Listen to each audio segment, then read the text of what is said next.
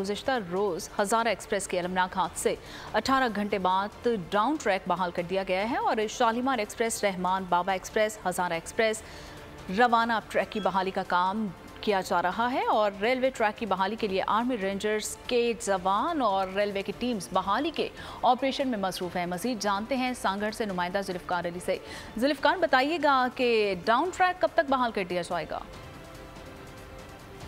जी बिल्कुल, मैं इस वक्त मौजूद हूँ सरहाड़ी स्टेशन के करीब। गुज़श्ता रोज़ हज़ारा एक्सप्रेस को जो हादसा पेश आया था, उसमें जो रेस्क्यू का अमल था, उसको जो बोगियाँ ट्रैक पे पड़ी हुई थी उनको हटाने का काम तकरीबन मुकम्मल हो चुका है। इस वक्त अगर मेरे अकम में आप देखेंगे ट्रैक की बहाली का काम जो अप ट्रैक है उसकी बहाली का काम किया जा रहा है, जबकि डाउन ट्रैक को जो है इधर से ट्रेनों की जो 2 ट्रेनें हैं वो रवाना हो चुकी हैं।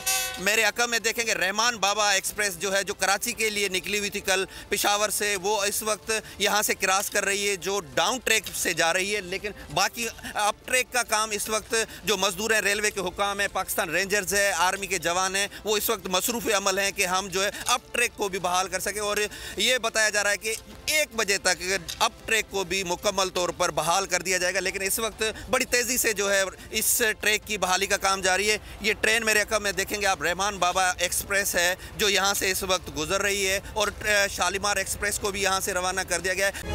तारीख का अमीर,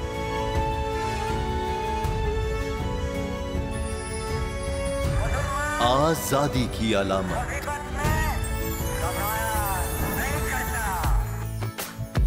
हुस्न का आईनादार,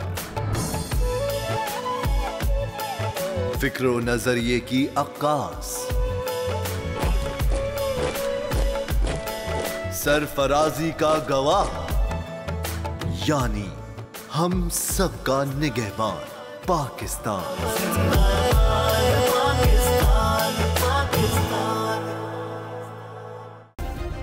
सब्सक्राइब करें और बेल दबाएं ताकि कोई खबर रह न जाए।